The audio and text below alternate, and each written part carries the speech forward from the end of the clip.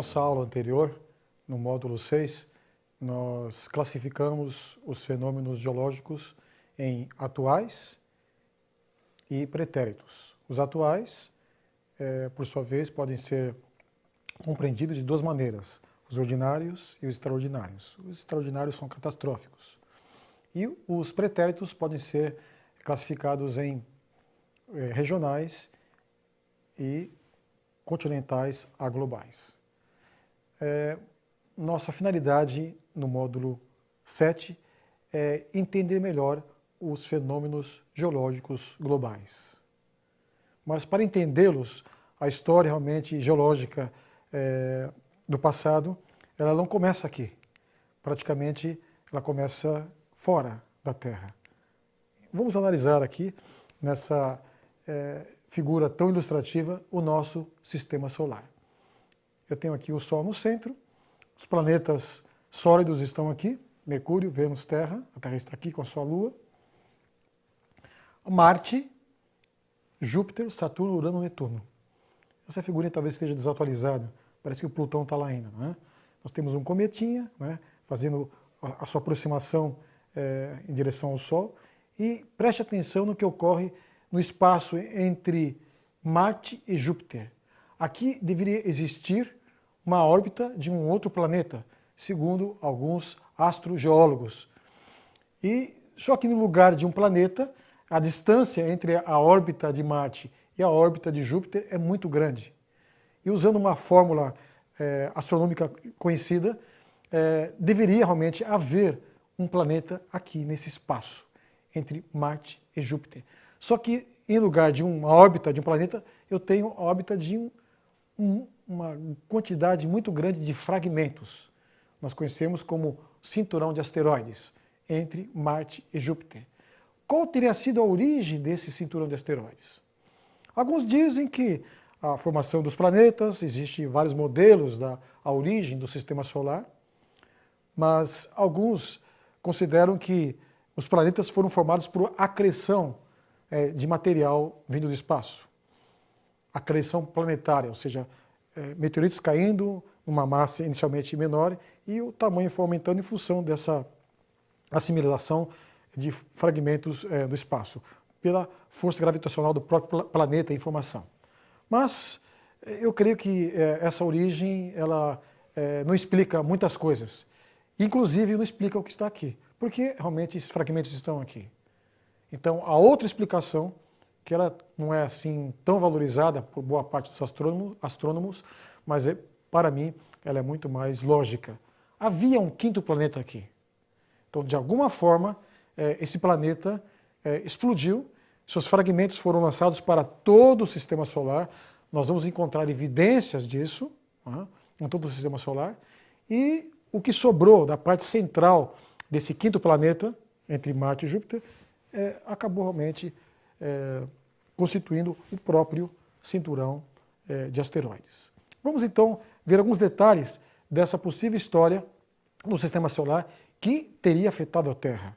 Então imagine essa chuva de asteroides a partir dessa região atingindo todo o sistema solar. Muitos deles atingiram o Sol, certamente, deveriam ter atingido Mercúrio, Vênus, a Terra, a própria Lua, Marte, Júpiter, Saturno, Urano, Netuno, inclusive os anéis que existem em Saturno, talvez sejam oriundos de fragmentos dessa explosão.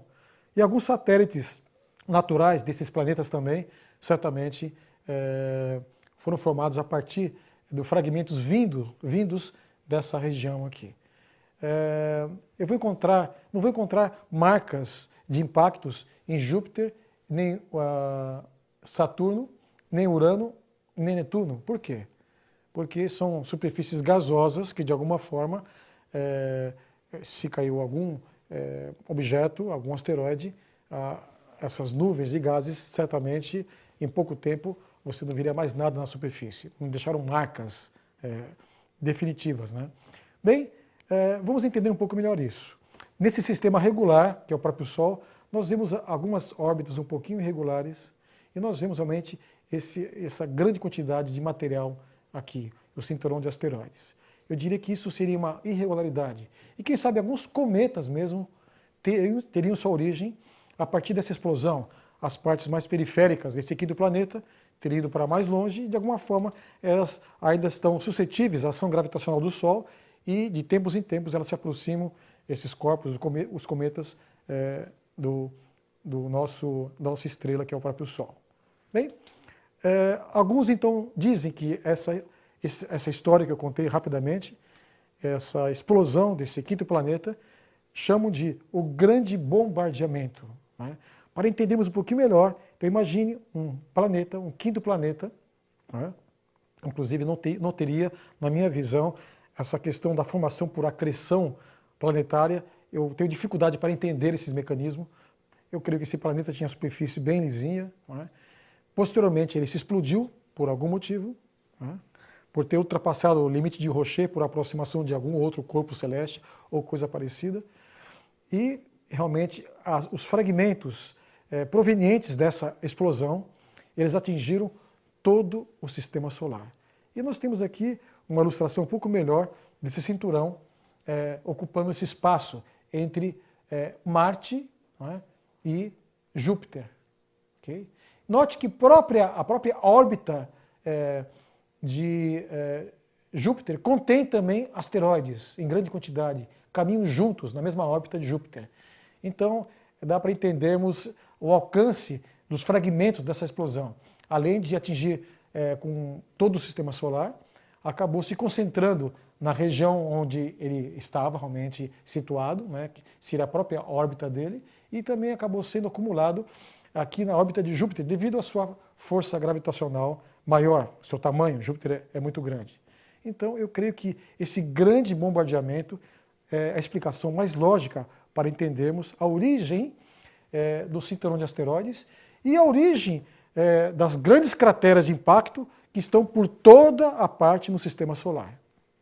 Então, uma imagem aqui hipotética, você está vendo, a Terra está distante, então em algum planeta, em algum satélite de algum planeta do sistema solar, estão caindo meteoritos gigantescos. Aqui existe a borda de um meteorito maior que atingiu essa região no passado, um menor está atingindo e alguns pequenos aqui também.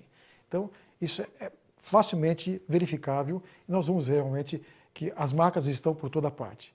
Começando pelo Mercúrio. Olhem só uma foto da superfície de Mercúrio. Olha só as crateras. Está repleto de crateras, inclusive uma sobreposta à outra. Algumas grandes, gigantescas, algumas menores, mas é como se fosse um queijo suíço, cheio de estruturas de impacto. Então, certamente isso ocorreu no passado. Hoje, eventualmente, um ou outro pode ser atraído por Mercúrio e atingir a sua superfície, mas isso realmente se refere ao grande bombardeamento. Vamos para Vênus.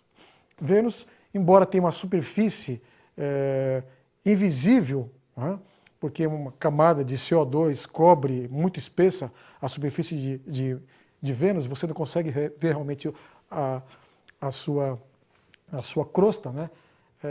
Alguns tipos de sondagens, de sondas, melhor dizendo, espaciais, elas penetram realmente com os seus raios e conseguem mapear a superfície de Vênus. Nós temos aqui crateras imensas, enormes, né?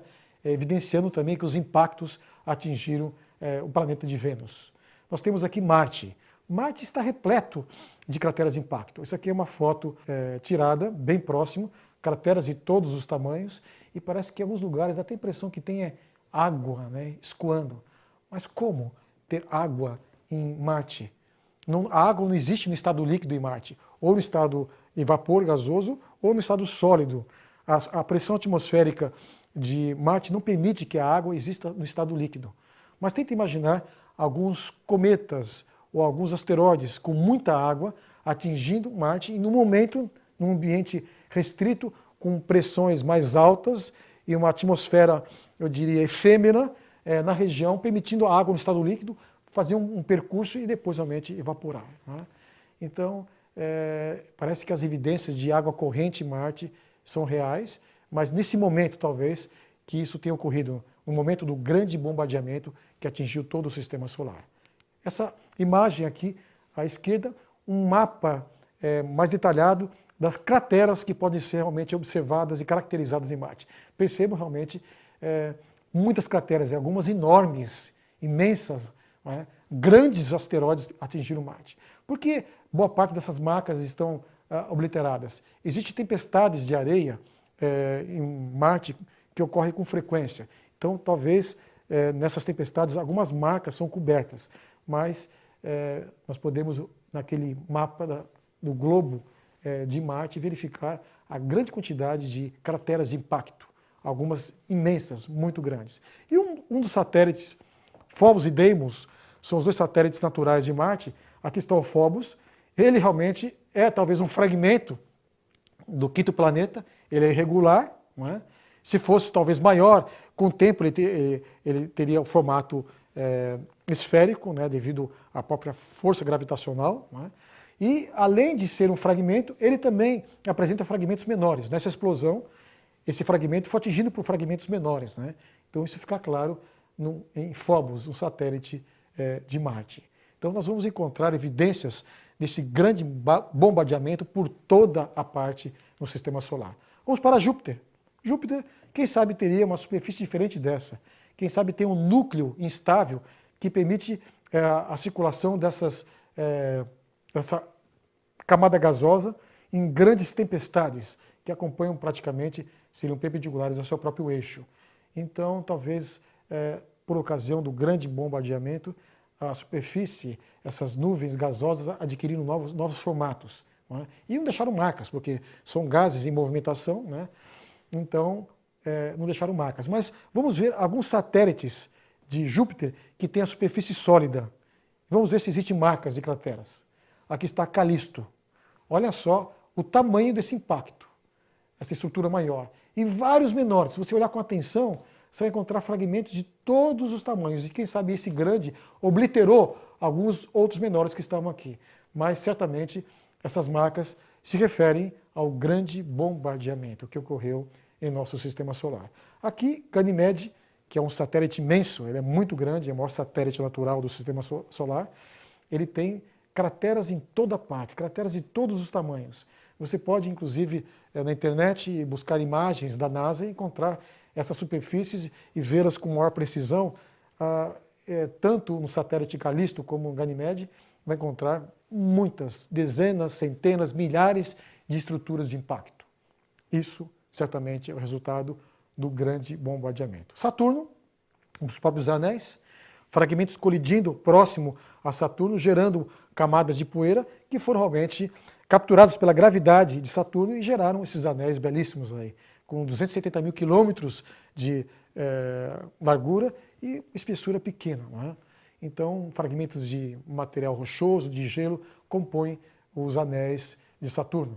E, por ser uma superfície gasosa, também qualquer tipo de marca deixada por impactos no passado, nessa ocasião do grande bombardeamento, eles realmente, as nuvens teriam dissipado essas marcas. Mas vamos ver alguns satélites. Esse aqui, o Iapetus, não é? Olhem só como está juncada de crateras a superfície desse satélite. Eu tenho aqui uma marca enorme, um grande meteorito, uma um pouco menor, outras menores e alguns menorzinhos, né? Então, realmente, essa chuva de asteroides atingiu todo o Sistema Solar. Aqui eu tenho o Tétis, satélite Tétis, dá para identificar uma marca imensa aqui na parte central, né? E outras menores, né, estão por toda a parte desse satélite. E, finalmente, o Rhea, né? Você vai encontrar marcas, muitas marcas sobrepostas, circulares, são crateras de impacto. Ou seja, você percebe então que todo o Sistema Solar foi abalado por essa chuva de asteroides.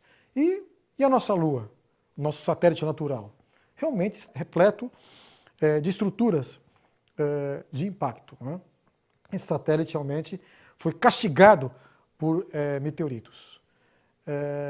Inclusive, essas partes mais escuras, manchas escuras, são corpos maiores, asteroides imensos, que ao atingirem a superfície da Lua, eles derreteram o material rochoso da própria Lua. Esse material líquido, como se fosse uma lava, né, ao se resfriar, adquiriu uma coloração diferente das demais partes da Lua. Então você vê crateras menores e a coloração clara, cinza clara, permanece. E quando você realmente vê a parte escura, é a mesma rocha, só que ela se derreteu, ela fundiu, e depois ela se resfria e forma alguns minerais diferentes, dão essa coloração escura. Mas olha o tamanho dessa estrutura. Algumas delas têm 1.200 quilômetros de diâmetro. É uma coisa realmente monstruosa. E alguns menores. E alguns resolveram catalogar. Aquelas que são passíveis de serem identificadas inteirinhas, que não foram realmente obliteradas por outras, ou obliteraram outras, né, até, eu consigo encontrar bem definido em torno de 1.200 crateras. Mas certamente, considerando a superposição, são milhares de crateras de impacto na Lua. Agora a pergunta que eu faço. Quem você acha que atraiu esses asteroides para a superfície da Lua? Será que foi ela mesma? Não.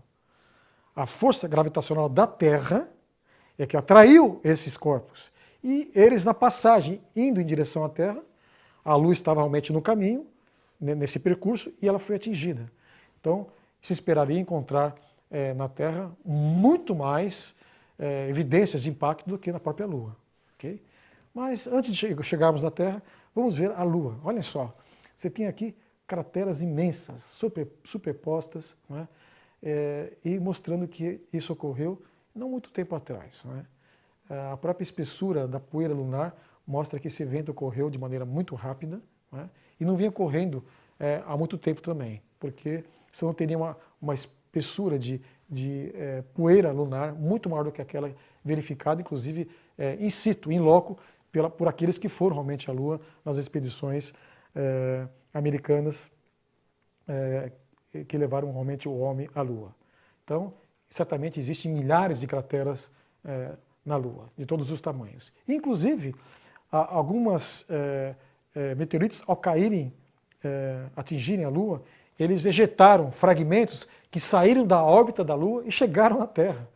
Um meteorito lunar, que nessa ocasião do grande bombardeamento, acabou atingindo a Terra. E provavelmente, alguns que atingiram a Terra lançaram fragmentos por espaço, quem sabe alguns atingiram a Lua. Então, se eu procurar com cuidado aqui na Lua, quem sabe encontre alguns meteoritos terrestres na superfície da Lua. Isso não seria impossível, né? Alguns até dizem que alguns impactos em Marte ejetaram fragmentos em volta da região de impacto com grande velocidade, saíram da órbita de Marte e teriam atingido a própria Terra. Né? Então, nós vimos que uma situação catastrófica ocorreu no Sistema Solar. E na Terra? Será que ocorreu? A Terra tem as características que eu vi nos planetas do Sistema Solar, nos satélites e na própria Lua? Não. Por quê? Eu posso antecipar já. O que ocorre na Terra? Ela tem uma superfície, uma quantidade de água muito grande. Então, 3/4 da superfície da Terra se encontram submersos por grandes porções de águas oceânicas, mares. Não é? Então, é bem provável que se eu tirasse essa grande quantidade de água e pudesse mapear o fundo do leito dos oceanos, tirar a camadinha de sedimento do Holoceno, que deve ter obliterado muitas desses impactos, eu veria um leito oceânico cheio de crateras de impacto, talvez parecido com a superfície da Lua. Mas nas áreas continentais, por que eu não encontro crateras? 75% das áreas continentais da superfície da Terra estão cobertas por sedimentos. Então, mesmo que tenham caídos os meteoritos nas áreas continentais, a movimentação das águas levando o sedimento e formando as espessas camadas sedimentares teriam obliterado muitas dessas marcas. Mas, mesmo assim, nós encontramos a superfície da Terra hoje em torno de 200 crateras de impacto. Nós vamos mostrar algumas mais à frente. Mas qual teriam sido os efeitos na Terra? Início da fase mais tumultuada da breve história de nosso planeta. Quando então se manifestam os fenômenos geológicos globais. Então, toda essa história trágica nós classificamos como eventos geológicos regionais e continentais. Esses eventos, de alguma forma, eles são iniciados, desencadeados por por esse grande bombardeamento. A história geológica passa a ter muito mais significado aqui na Terra quando olhamos esse contexto do sistema solar. Então, o que inicia os fenômenos geológicos globais são os próprios impactos meteoríticos, que é um fenômeno geológico global. Nós vamos encontrar evidências de impacto em toda a superfície da Terra. E, em seguida, em decorrência desses impactos meteoríticos, outros se sucedem, outros são desencadeados. Por exemplo, tectônica de placas, vulcanismo fissural. O próximo, gigantescos tsunamis certamente se formaram. Não é? Você, nesse momento, deve lembrar do filme que você assistiu na aula anterior, no final da aula anterior. Procure ter isso em mente e você vai entender que faz sentido, a partir de impactos, não apenas um, vários impactos meteoríticos, eu ter realmente o Pangeia se fragmentando, se separando, a Terra se abrindo em fissuras e saindo grandes quantidades de lava. Se esse meteorito caiu realmente em áreas marinhas, certamente ondas gigantescas se formaram, tsunamis com centenas de metros de altura, quem sabe quilômetros se formaram. E o que ocorreu com a vida que havia na superfície da Terra? Certamente houve mortandade em massa. E finalmente todo esse material se movimentando para lá e para cá gerou grande parte das camadas sedimentares fossilíferas que compõem o éon fanerozoico. Okay?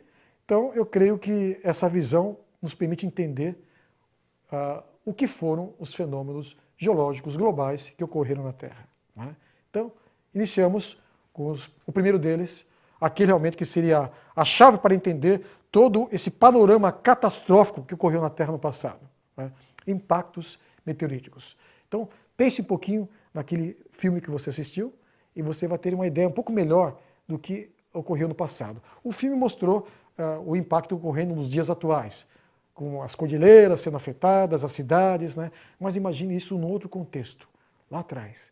Um outro contexto que nós iremos esclarecer um pouquinho mais qual foi esse contexto passado. Bem, eu tenho um vislumbre, né? Você viu algo parecido, aqui está apenas uma imagem, sem movimento, mas foi algo terrível. Se hoje qualquer movimento tectônico, as placas se movimentando alguns metros, geram terremotos e maremotos violentíssimos, imagine os terremotos e os maremotos oriundos de impactos meteoríticos. Além dos efeitos diretos do impacto, os efeitos secundários na forma de terremotos e maremotos foram incrivelmente catastróficos. É bom realmente ter essa visão. Mas quais seriam os efeitos desse impacto que são visíveis hoje? Bem, eu creio que nós podemos ver as crateras. Da mesma forma que existem crateras em Mercúrio, em Vênus, em Marte, nos satélites de Júpiter, Saturno, mesmo Urano e Netuno, nós vamos encontrar na Terra também. Os lugares onde, quem sabe, o meteorito caiu quando não houve mais sedimentação depois, então a marca ficou. É o caso da primeira que nós colocamos aí, a mais conhecida de todas, né, que é a cratera do Arizona, 1,3 quilômetros de diâmetro. Estive pessoalmente nessa cratera e não há dúvidas hoje que aí realmente é o resultado, é uma cicatriz, é um astroblema. Um astroblema é um termo usado mostrando que é um problema oriundo por asteroides, né? Então, esse astroblema é bem caracterizado. Talvez tenha a partir daí que as pessoas começaram a se interessar em identificar crateras de impacto na Terra. Mas não é só no Arizona, nos Estados Unidos. Existe também na África. Eu tenho uma delas aí, no Arounga, melhor dizendo, né? Arounga, na África, com 17 quilômetros de diâmetro. Aí ela foi um pouco afetada pelas mudanças que ocorreram na superfície após o impacto, né? Os processos erosivos, intempéricos, né? Mas a estrutura está preservada, né? Uma estrutura com 17 quilômetros de diâmetro na África. Vamos para outro lugar, na Europa agora. Certamente teria muitas estruturas, mas essa aqui, inclusive, ela está numa área hoje urbanizada, né? Em Rias, na Alemanha. Eu tenho então aqui uma cratera muito bem caracterizada, com 24 quilômetros de diâmetro. Né? Isso ocorreu no passado. Certamente o que havia aqui era um cenário diferente. E quem estava realmente morando aqui, habitando, havia algum ser humano, havia realmente animais. Iremos falar sobre isso mais à frente. Então, eu consigo identificar perfeitamente nessa região da Alemanha uma cratera, um astroblema com 24 quilômetros. Esse aqui já era o Brasil, é o maior que foi identificado no Brasil, né, com 40 quilômetros de diâmetro. Interessante que esse programa Google Earth permite, alguns curiosos estão identificando muitas outras estruturas na Terra, estruturas circulares perfeitas, que realmente são as cicatrizes deixadas por impactos meteoríticos. Então, o número hoje ultrapassa realmente os 200 estruturas já catalogadas, né? Esse aqui é grande, né, na região de Araguainha, no Brasil, com 40 quilômetros de diâmetro. Vamos para o continente norte-americano, lá em cima, no Canadá, Manicouagan, no Canadá, uma estrutura muito bem caracterizada, né? Inclusive um lago anelar permite realmente identificar exatamente a circunferência, né? O ciclo deixado por esse impacto. Teria em torno de 70 quilômetros, bem maior. E nós vemos aqui na Rússia, na região de Popyay, eu tenho uma cratera que está um pouquinho deformada, mas você consegue identificá-la, já foi muito bem caracterizada, com 100 quilômetros de diâmetro. Imagine um asteroide que caiu aí, não é? Imenso. E esse aqui é talvez um dos mais famosos, né, na região de Chicxulub, no México, uma cratera, aqui uma visão mais por imagem de satélite, eu vejo parte dessa cratera, uma visão que estaria mais embaixo da superfície, não aflorando, na península de Yucatán, com 170 quilômetros de diâmetro. Esse aqui seria aquele meteorito que alguns geólogos no passado consideraram como a causa da extinção dos dinossauros, né? Aqui está realmente a chave para a arma mortífera que acabou com os dinossauros. Mas hoje existem já outras versões. Antes desse meteorito aqui, outros caíram e talvez tenham sido realmente os causadores dessa extinção e soterramento dos dinossauros, né? Apenas um, né? E mesmo antes desse aqui. Percebam que ele tem 170 quilômetros de diâmetro. Existe na NASA um laboratório, né, um prédio onde são simulados impactos meteoríticos, onde uma bola é lançada a 40 mil quilômetros por hora e realmente atinge uma superfície para se ver realmente os resultados. Qual o tamanho da cratera em relação ao tamanho do bólido. Então, se imagine que em função desses experimentos eu possa identificar ou ter uma ideia do meteorito que caiu aqui nessa região. Para uma cratera de 170 quilômetros, eu teria um meteorito em torno de 10 quilômetros de diâmetro. Seria realmente um corpo imenso, não é? Que teria provocado desastres numa área bem mais ampla do que aquela circunscrita por essa estrutura de impacto. Finalmente, eu tenho aqui, na região de Vredefort, na África do Sul, uma cratera, está realmente bem delimitada, pelo menos essa parte aqui, não é? Com 300 quilômetros de diâmetro. Então, certamente, um meteorito com 20 ou mais quilômetros de diâmetro teria provocado essa cratera e efeitos catastróficos numa área de milhares de quilômetros em volta realmente dessa cratera. Então, aqui está o grande bombardeamento sendo parcialmente caracterizado, alguns dos efeitos nessa imagem aqui, algumas crateras, dentre centenas, quem sabe, ou milhares que atingiram a Terra e realmente estão cobertas aí, ou por água ou por camadas sedimentares. Bem, alguns fragmentos são recuperados. Hoje se sabe, ao homem estar na Lua e coletar fragmentos, né, dessas regiões de impacto e analisá-los. Alguns fragmentos são vistos caindo na Terra, são recuperados e analisados. Alguns são encontrados em algumas regiões, e você quando encontra um meteorito, não há como ter dúvidas. Ele tem características únicas, que não se confunde com nenhum tipo de rocha aqui na Terra. Então você consegue saber, isso aqui é um meteorito que caiu no passado, ninguém viu ele cair, ou se alguém viu realmente, não deixou nenhum registro histórico, então eu consigo caracterizar material vindo do espaço. E percebo que todos eles têm a mesma composição, como se a proveniência fosse única, cinturão de asteroides. Então, a história que contamos, o grande bombardeamento, faz bastante sentido, né? Então, esse aqui, o Willamette, é um meteorito que está no Museu Nacional de Nova York, Museu de História Natural, e realmente é grande. Veja as características dele, tem cavidades arredondadas e uma composição, muitas vezes, de ferro e níquel, algo que você não vê na Terra em nenhum lugar. Aqui, esse é o nosso famoso meteorito, aqui do Brasil, o meteorito de Bendegó, né, na Bahia, toneladas de peso, realmente é um fragmento pequeno, mas devido à composição de ferro e níquel, eles são extremamente pesados, densos, né? E aqui, ao analisarmos realmente fragmentos menores e os tipos de mineral, esse aqui é um tipo de cristalização que é específica de meteoritos como esse, meteoritos metálicos. Então, eu não vou encontrar esse tipo de configuração mineral, né, esse tipo de estrutura que vocês estão vendo aqui, em rochas aqui na Terra. Então, isso certamente é material vindo do espaço.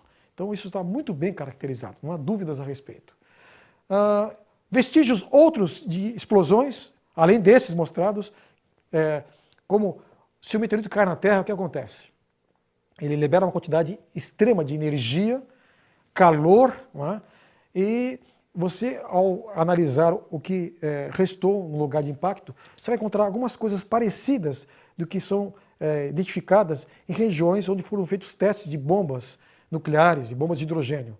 Você tem a formação de algumas coisas onde deveria se encontrar em um local onde houve liberação de quantidades imensas de energia, né, e pressão. Então, nós vamos ver aqui, por exemplo, nos locais de impacto, grãos de quartzo fraturados em vários sentidos.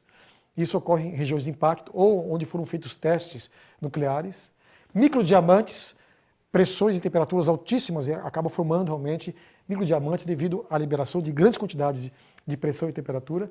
Pequenas, e calor, melhor dizendo, pequenas gotículas vítreas, ou seja, um material que foi submetido ao impacto, a rocha se liquefez, fundiu rapidamente e depois se resfriou, gerando realmente gotículas de vítreas. Concentrações anômalas de irídio, né, é uma outra evidência. Irídio é um elemento raro aqui na Terra, mas é muito comum nos meteoritos. Então, existem muitas evidências. O interessante é que essas evidências só começaram a ser identificadas a partir da década de 80, porque o geólogo não gosta de trabalhar com catástrofe. O geólogo, tradicionalmente, é uniformista, ele pretende realmente olhar aquilo realmente que ele quer ver. Coisas tranquilas, suaves, procurar entender bem os fenômenos geológicos ordinários para interpretar a coluna geológica. Isso foi um erro. A partir da década de 80, ficou claro realmente que os meteoritos caíram na Terra em grande quantidade, né? Isso podia ter sido detectado antes. E, certamente a história geológica assume realmente um novo contexto, né? Eu diria, uma nova história, que muitas vezes deve ter sido ignorada não por falta de dados, mas por uma visão, eu diria, dogmática de alguém que não pensa em catástrofe quando olha para a coluna geológica. Muito bem. Os tempos envolvidos. Né? Se ocorre um impacto, quais os tempos envolvidos? Certamente são extremamente curtos, segundos, minutos, horas. Como você viu no filminho na aula passada, as coisas modificam de maneira muito rápida e violenta, não é? Abrangendo áreas imensas.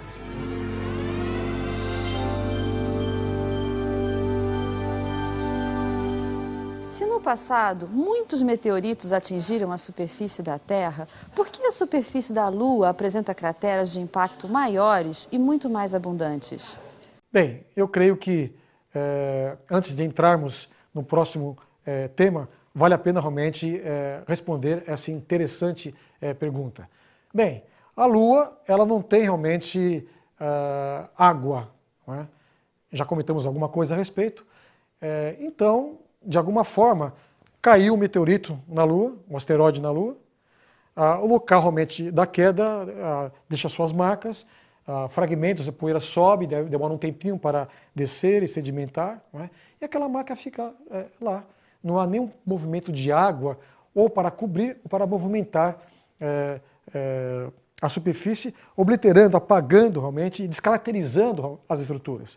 Já a Terra, a água é o agente aqui na superfície da Terra que fez com que as crateras fossem cobertas ou modificadas ou alteradas. Então, isso faz a diferença. Se eu não tivesse água aqui na Terra, não é? E certamente a superfície da Terra estaria tão marcada por impactos meteoríticos como nós vemos na Lua, em Mercúrio e em outros planetas de nosso sistema solar. Muito bem, então vamos introduzir o segundo fenômeno geológico global, que é uma consequência do primeiro, a tectônica de placas. Aqui eu tenho uma figurinha mostrando uma das hipóteses, a mais aceita por geólogos, de como realmente ocorreu a separação de placas continentais, ou placas realmente nós chamamos tectônicas, não é? A partir de um continente único chamado Pangeia. Muito embora a boa parte dos geólogos não colocam como causa da tectônica de placas os impactos meteoríticos, certamente eles estarão aí. Então, toda essa hipótese, nós vemos então o grande Pangeia, inicialmente, um grande oceano, Pantálassa. Né? Posteriormente, nós vemos essa separação ocorrendo, já dividindo uma parte do Pangeia Norte, que seria a Laurásia, e a parte sul do Pangeia, Gondwana. Né? E vamos encontrar muitos fenômenos geológicos que se ajustam a essa separação. Finalmente, nós temos, depois de um tempo, a atual configuração. Essa seria a hipótese 1, a hipótese número 1. Mas existe uma segunda hipótese, que boa parte dos geólogos não aprecia. Então, você vai ver aqui a hipótese 2, ou seja, imaginando que a Terra sofreu um acréscimo de volume. Ou seja, não havia nenhuma porção grande de água. O oceano não existia, o Pantálasso não existia. A Terra tinha um diâmetro menor. E alguns dizem que ao fazer isso, eu consigo um ajuste perfeito nas atuais áreas continentais. Muito mais perfeito do que esse ajuste da hipótese 1. Então, eles conseguem um ajuste perfeito. Então, a partir desse aumento de volume, por forças tracionais, ocorre a separação dessas placas, dessa grande placa continental que abrange toda a superfície da Terra, e começa a se formar o leito dos oceanos. Né? Então, não só o Atlântico, o Pacífico, aliás, o Atlântico, o Índico, mas todo o Pacífico se forma realmente a partir dessa hipótese por aumento volumétrico. Então, as partes se separam por uma expansão volumétrica da Terra. Então, essa hipótese, muito embora não seja aceita por boa parte dos geólogos, com relação à formação da placa africana, parece que ela faz um sentido. E outras evidências também parecem apontar para a hipótese 2. Quem sabe a melhor solução seria uma hipótese 3, onde trabalharia com essas duas hipóteses aqui, hipóteses que estão expostas aqui. Né? O que teria provocado, seja na hipótese 1 ou na hipótese 2, ou numa eventual hipótese 3, o que teria provocado a fragmentação e, na minha visão, até desencadeado a separação dessa porção una que existia antes. Certamente que os impactos meteoríticos estão aí como a causa primária dessa fragmentação. Então, vamos definir tectônica de placas. Está aqui embaixo, no quadro, disposição e movimentação das placas tectônicas ou placas litosféricas no tempo e no espaço, sobre o manto superior, ou seja, a astenosfera. Espera aí, mas o que é placa litosférica? O que é astenosfera? Então, vamos entender melhor com essa figurinha, eu diria que ilustra bem as subdivisões concêntricas da Terra. Então, o núcleo, se imagina, ninguém atingiu o núcleo, nenhuma sondagem, né? Nós conhecemos a parte mais periférica da litosfera, né? Nem nela inteira nós conhecemos. Então, muitas inferências são feitas para nós termos essa configuração que se imagina realmente existir. O núcleo interno, né, está aí, quem sabe composto de ferro e níquel, no estado sólido. O núcleo externo, realmente no estado líquido, né, também composição semelhante, bem denso. Um manto, uma porção bem espessa. Depois vem aquilo que seria uma porção superior do manto, ou o manto superior, seria a astenosfera. E a litosfera está aqui. É uma parte da superfície da Terra que teria de algumas dezenas de quilômetros até, quem sabe, 200 quilômetros nas áreas continentais. Então, a sua espessura varia. Nas áreas, na crosta oceânica, nas áreas oceânicas, a litosfera é mais delgada. Nas áreas continentais, ela é mais espessa. Mas essa grande capa litosférica, então, ela se fragmentou no passado e se movimentou. Movimentação de afastamento, de divergência e movimentação em alguns lugares de compressão ou de convergência. Então, é interessante analisarmos. Então, essa movimentação dessa placa fragmentada em partes, ela acabou realmente se movimentando em cima dessa parte superior do manto, que nós chamamos de astenosfera.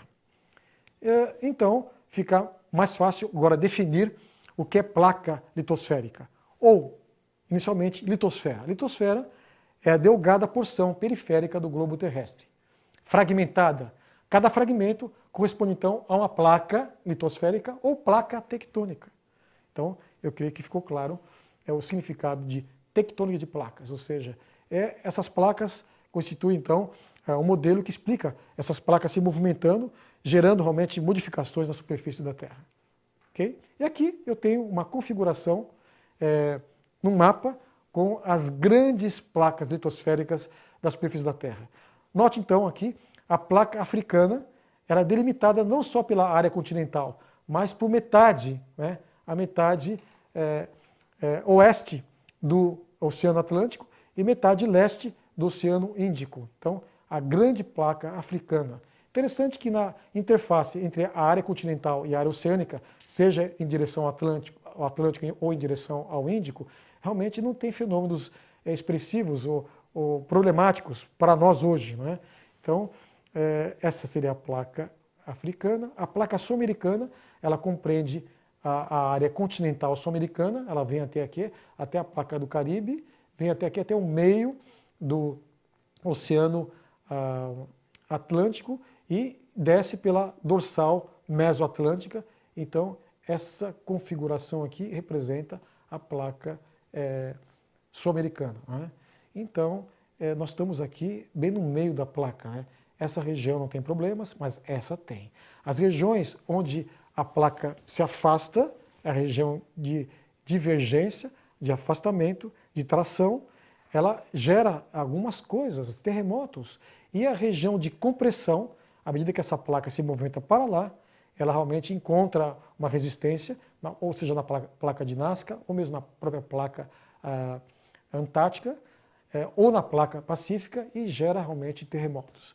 Vamos explicar um pouquinho mais essas regiões de convergência e divergência de placas, porque isso interessa para nós.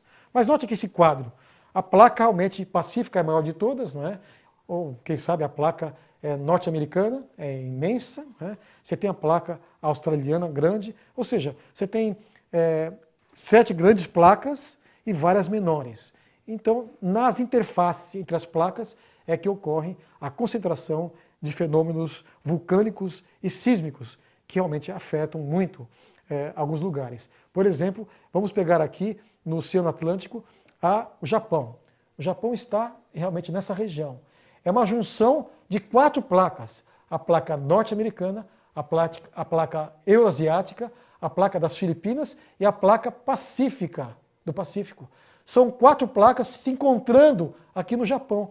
Basta uma delas se movimentar, você tem terremotos. Então é uma região bastante precária em termos tectônicos as ilhas japonesas. Vamos então explicar um pouquinho mais, nos interessa, não é? As zonas de encontro dessas placas, né? Então, eu tenho os limites divergentes, que estão aqui caracterizados. Essa parte mais clara no azul dos oceanos, esse alinhamento aqui, eu coloquei algumas setas, olha, isso aqui, desce, uma extensão muito grande, vem para cá, aqui tem uma outra região de divergência, né?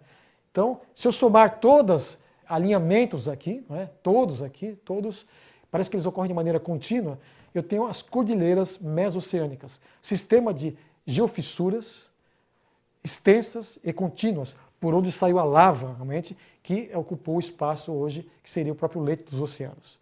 E essas cordilheiras têm em torno de 84 mil quilômetros. É a feição geológica mais extensa na superfície da Terra. Okay? E eu tenho terremotos aqui. A Islândia está exatamente no meio de uma dessas cordilheiras mesoceânicas. Ela mesma é formada por material que veio das profundezas da litosfera ou mesmo do próprio manto. Então, aqui no nosso país, eu tenho aqui essa região aqui, da dorsal mesoatlântica, é muito próximo à costa brasileira. Então, eu tenho alguns terremotos aqui na região do Rio Grande do Norte. São as únicas regiões problemáticas. Os terremotos que ocorrem aqui nas demais regiões do Brasil são reflexos dos terremotos que ocorrem aqui na região dos Andes, né? Porque é uma região de compressão. A placa sul-americana sendo realmente comprimida ou confrontada num movimento de compressão, de convergência com a placa pacífica. Então vamos para as regiões, os limites de convergência. São os que ocasionam mais desastres geológicos, né? Então você pega toda a orla do Pacífico, okay? toda ela realmente de zonas de compressão, onde ocorrem as maiores incidências de terremotos e fenômenos vulcânicos, né? Aqui nessa região também, as grandes cordilheiras, os Alpes, Apeninos e aqui o Himalaia, é uma região também de compressão, como se a Índia tivesse empurrado, né, a Ásia e gerado todo esse dobramento, as camadas, né? O mesmo ocorre aqui. As grandes cordilheiras, então, são as regiões de compressão, né? Onde as placas se comprimiram e geraram as grandes cordilheiras. E aí realmente você vai, além dos arcos de ilhas do Japão e outros lugares, como já mencionamos, ocorrem as regiões onde preferencialmente ocorrem os terremotos. Nosso Brasil realmente é um lugar privilegiado com relação a esses fenômenos, porque está bem distante tanto do limite convergente, como também do divergente, que realmente ocasiona sismos de menor magnitude e menos frequentes. Então, aqui nós temos um mapa de risco, resumindo tudo aquilo que apresentamos. Então, as regiões de risco sísmico que ocorrem no globo terrestre. Aqui, praticamente não existe.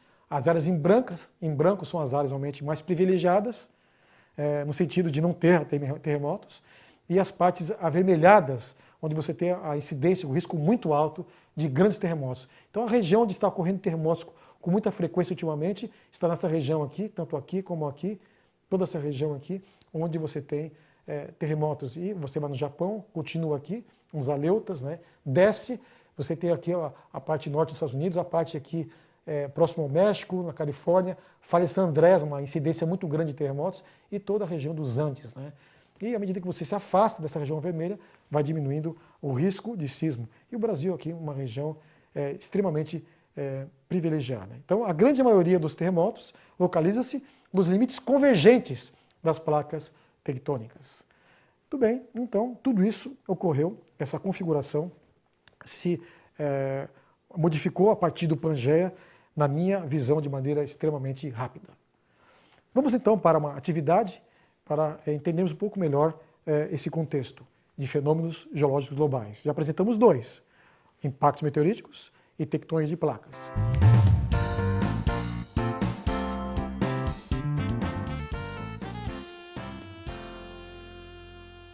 Considerando-se a possibilidade da intensa e frequente movimentação das placas tectônicas no passado, muitíssimo superior às atuais taxas, ou seja, as placas continuam se movimentando hoje, mas a poucos centímetros por ano.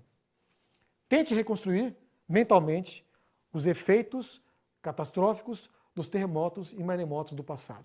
Então você tem que associar com aquele filminho que você assistiu na aula anterior, aquilo realmente que poderia ocasionar, que não ficou claro no filme, em termos de terremotos e maremotos, além dos efeitos imediatos e diretos do impacto. Então realmente a Terra sofreu bastante nessa ocasião, foi bastante afetada por esses eventos catastróficos. Vamos então para o terceiro fenômeno, estaremos encerrando então esse módulo 7, os 3 fenômenos restantes estaremos abordando na aula seguinte. Vulcanismo fissural, aí é minha praia, né? Isso aqui realmente reflete a minha experiência pessoal como cientista. Eu dediquei boa parte da minha vida, 12 anos, estudando esse tipo de vulcanismo fissural. Voltando então àquela, eu exemplifiquei os fenômenos geológicos continentais e globais com essa figurinha. Estamos retornando, né, para explicar um pouco melhor, vale a pena, né? Essas figurinhas aqui, geométricas, irregulares e avermelhadas, são os platôs oceânicos e continentais, ou seja, províncias continentais e oceânicas, colossais volumes de lava extravasados por geofissuras. Então percebam que eu tenho esse panorama aqui, e não está ainda colocado aqui a província atlântica e também a província do Oceano Índico, né, mostrando que esse vulcanismo fissural ele abrangeu boa parte da superfície da Terra. Bem, aqui eu tenho a província do Oceano Atlântico. A área, 106.460.000 km². E, certamente, o vulcanismo fissural envolve a província do Oceano Índico também, que não está desenhada. É só continuar e ocupar toda essa área azul com essa cor vermelha. Então, e parte também do Pacífico. Uma área imensa, né?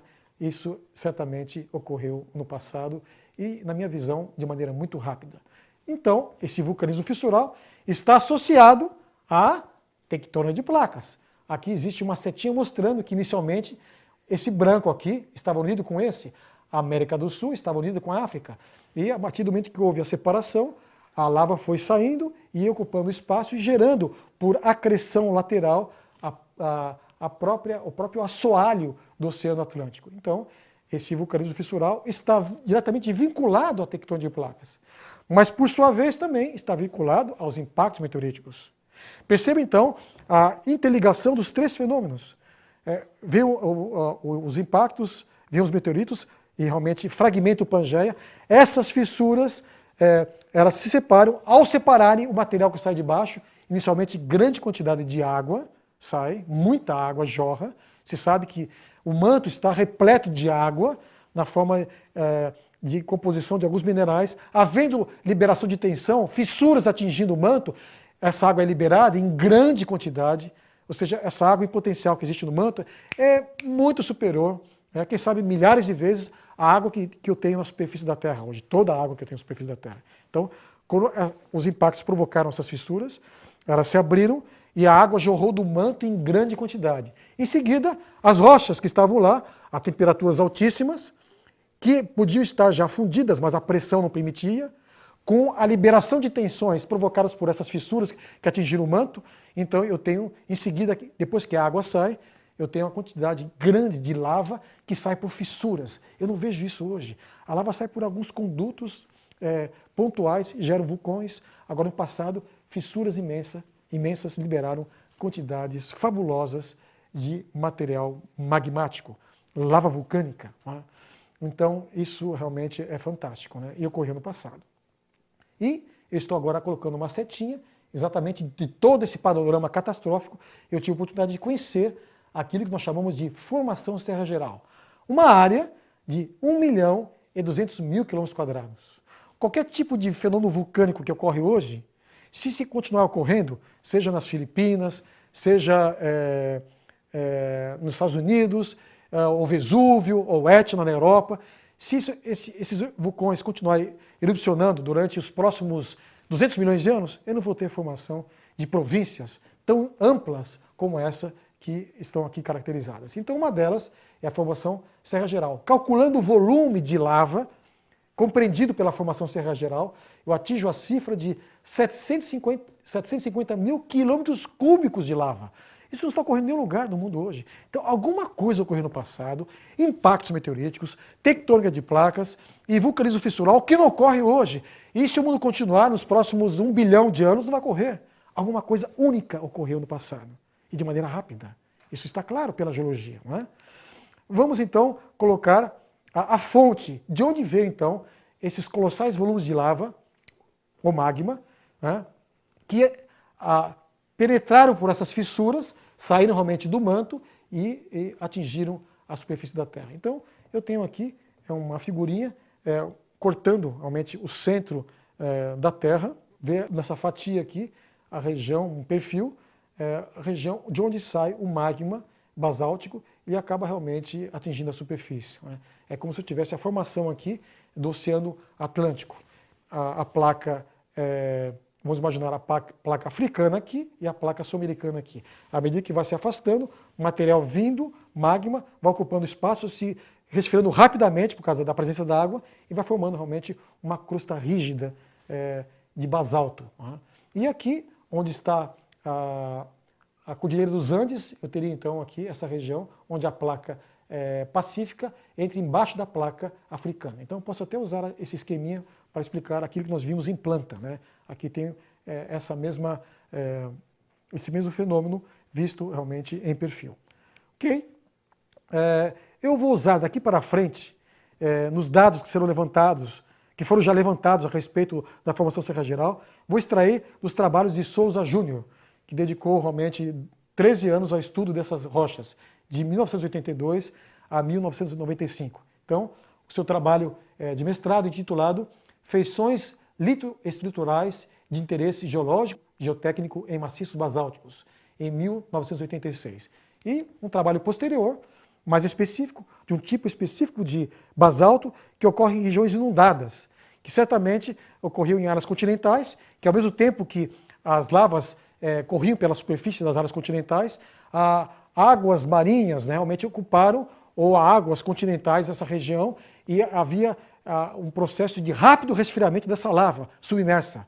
Certamente, esse tipo de rocha, chamado entablamento, deve ocorrer também no leito dos oceanos Atlântico, Índico e parte do Pacífico. Então, o entablamento é essa rocha basáltica resfriada rapidamente em ambiente submerso.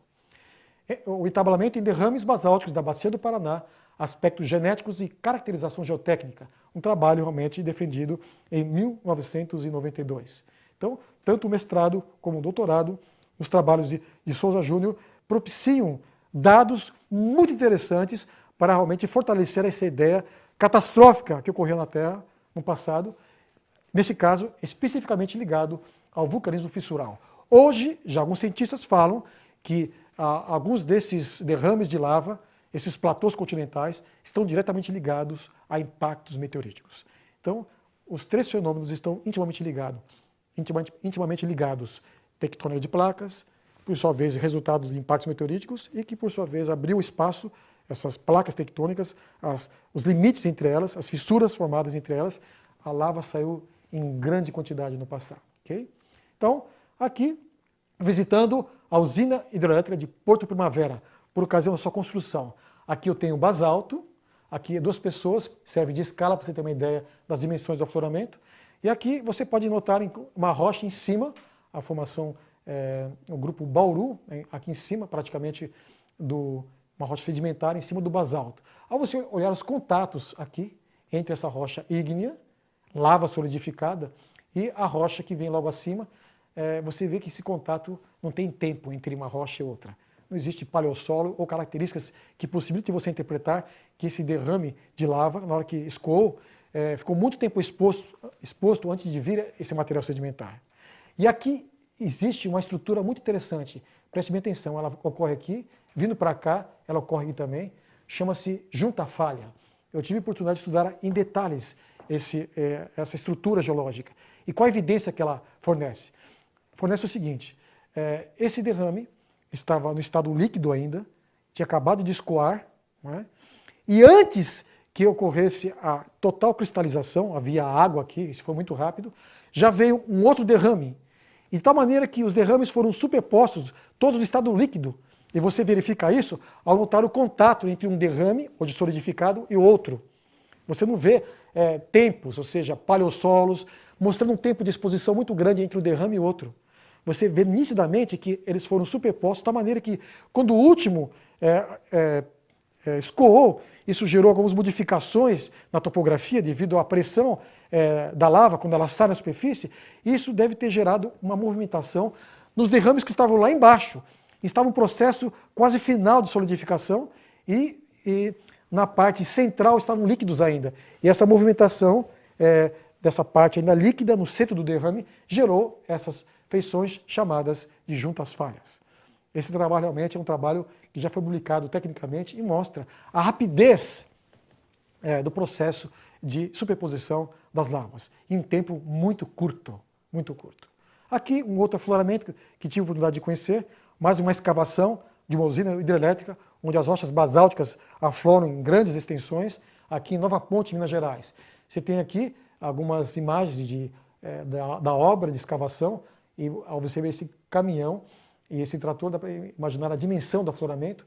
Aqui eu tenho um contato entre uma rocha pré-cambriana, uma rocha, seria um xisto praticamente, uma rocha metamórfica, e em cima o derrame de lava. Derrame 1 que nós chamamos. O contato entre essa superfície e essa mostra que não houve tempo entre, ou seja, essa superfície ficou exposta pouco tempo, de tal maneira que o derrame veio logo a seguir. Eu não tenho evidências de paleossolo desse xisto entre o derrame, que essa lava correu em cima dessa rocha aqui embaixo, e essa rocha que já existia por ocasião do extravasamento desse corpo de lava. Então, mais uma evidência da rapidez de processos. E quando eu olho um derrame e outro em cima, você consegue identificar isso, porque o derrame que escoou de lava, a superfície fica em contato com a atmosfera Isso faz com que a rocha se oxide e crie vesículas e amígdalas, então você consegue, depois do material solidificado, identificar o contato dele já como rocha. Então, ao se identificar esse contato, você verifica que não há tempo. O material está intacto, não tem alteração intempérica e às vezes existe uma camadinha de sedimento. Na ocasião, o vento estava levando sedimento e algumas vezes cobre essa crosta já solidificada antes que venha o próximo derrame em cima. Então, os processos de formação dos derrames são extremamente rápidos. 12 anos de minha vida eu dediquei realmente para encontrar essas evidências científicas da superposição dos derrames. Mas não são apenas dados de campo.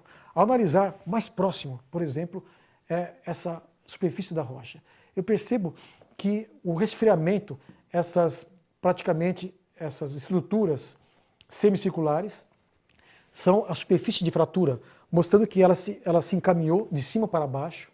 Isso é fácil, a mecânica de fraturas permite você identificar isso, de maneira tão rápida que você percebe que sempre ela se propaga de cima para baixo. Ou seja, quando a lava se resfriou, não houve tempo de começar um resfriamento da base do derrame em direção ao topo. Ele veio de cima, havia água em cima, e tudo se cristalizou de maneira muito rápida e atingiu a base do derrame, a cristalização, sem nenhum movimento de cristalização de baixo para cima. Então, rapidez, extremamente rápido. Vamos olhar ainda, está uma setinha vermelha aqui mostrando uma fratura nessa rocha. Vamos no laboratório. Pego essa fratura, faço uma lâmina delgada, não é? Bem fininha, a rocha fica tão fininha que fica quase translúcida, praticamente translúcida. Eu levo ao microscópio, e o que eu vejo no microscópio? Eu vejo, isso foi retirado da pedreira Construcap, em Ribeirão Preto, a anterior também na região aqui de São Paulo. Eu vejo que essa fissura ela tem alguns minerais de origem hidrotermal, mostrando que essa fissura ela foi preenchida e cristalizada com a rocha embaixo da água. Trabalhos feitos nesse sentido de maneira minuciosa mostram realmente que essa rocha se cristalizou embaixo d'água. E aqui, essa fissura mostra que os minerais que estão aqui no centro e próximo aqui é uma paragênese mineralógica de minerais hidrotermais, mostrando que esses derrames se solidificaram embaixo d'água de maneira extremamente rápida. Aqui eu vou estar no afloramento e analisar a mineralogia, novamente os pequenos cristais com matéria vítrea envolvendo esses cristais mostram, são evidências do rápido resfriamento, fraturamento bastante intenso, denso dessa rocha. Não é? E interessante quando comparação da formação Serra Geral com a Islândia, eu fico realmente surpreso, porque eu vejo que a rocha é a mesma. E na Islândia houve um caso documentado em que o entablamento, esse tipo de rocha que eu estudei aqui, e ocorre na Islândia, não é? Eu estou aqui, e aqui está um amigo que me mandou essa foto lá da Islândia. Nós temos aqui a mesma rocha. E algumas rochas que foram analisadas de maneira detalhada na Islândia, se verificou a formação dela em semanas. Ou seja, em poucas semanas, alguns dias, em 1 ou 2 semanas, esse pacote já teria se cristalizado. Confirmando os estudos feitos aqui no Brasil com a formação Serra Geral. Tempo de cristalização, semanas. Aqui, em visita aos derrames Rio Columbia, no estado de Washington, o mesmo tipo de rocha eu encontrei lá, eu encontro aqui no Brasil, na formação Serra Geral, em Jaú. Aqui nos Estados Unidos, Grupo Rio Columbia, são a abreviação GRC, no estado de Washington, e aqui a formação Serra Geral, na cidade de Jaú. Praticamente a mesma rocha, mesma composição química, mineralógica, mostrando que o que ocorreu na Islândia ocorreu aqui no Brasil e ocorreu nos Estados Unidos, ou seja, a superposição desses derrames demorou alguns dias ou semanas no máximo, eventos rápidos. Só que os derrames estudados aqui no Brasil, todo aquele pacote da formação Serra Geral, a geologia diz que demorou 10 milhões de anos, 5 a 10 milhões de anos. O que eu vejo, meus estudos científicos, campo, extrapolando isso até o sistema solar, você tem essa visão geral, você verifica que isso realmente, certamente, durou pouco tempo. No caso, poucas semanas. Ao concluirmos, então, nós já podemos antever o que ocorreu. Além desses 3 impactos meteoríticos, tectônica de placas e vulcanismo basáltico fissural, vocês vão perceber que outros fenômenos globais podem ser incluídos nesse contexto, dando um panorama catastrófico muito rápido eventos rápidos que ocorreram lá atrás, na história geológica da Terra, não há muito tempo atrás. Não é? Então, para onde as evidências apontam? Ao analisar, então, os três fenômenos, impactos meteoríticos, tectônica de placas, vulcanismo fissural, eu vejo que eles correspondem a eventos geológicos globais, catastróficos, interligados, que se desenvolveram no passado de maneira muito rápida, minutos, horas, dias, semanas. Então, não há como realmente ir para o campo, identificar períodos longos de tempo. Percebo que essa conclusão, esses resultados destoam daquilo que nós vimos na datação radiométrica. Então, quando eu pego a coluna geológica, eu vejo uma superposição de camadas, com fósseis, etc. E tudo bem, isso vou ao campo, encontro, consigo realmente correlacionar essas rochas com tal unidade do quadro padrão, mas os tempos considerados, milhões de anos, não se ajustam àquilo que o campo me mostra, as evidências de campo, de laboratório e assim por diante. Na ocasião, onde estavam ocorrendo os impactos, vulcanismo, e as placas separando, terremotos, maremotos violentíssimos, o que aconteceu com os seres vivos que estavam aqui na Terra? Mas existiam seres vivos? Certamente que sim. Nós iremos mostrar isso. Será que eles viram isso? Os dinossauros que estavam aqui viram? Não só os dinossauros viram, outros também estavam aqui e viram isso. Mas o que aconteceu? Eles também foram acometidos por lavas vulcânicas? Sim. E foram soterrados por elas. Né? E caíram os meteoritos também. E o que aconteceu com os meteoritos que caíram realmente na superfície dos oceanos e mares primitivos? Geraram ondas gigantescas. E eu tenho aqui o dinossauro surfando pela primeira e última vez aqui. Não é? Uma onda gigantesca, quem sabe com quilômetros de altura. Mas como eu posso caracterizar isso? Realmente ocorreu isso? Eu tenho certeza. Na próxima aula nós iremos abordar isso no contexto do 8º módulo de nossa série de estudos sobre a controvérsia criacionismo versus evolucionismo.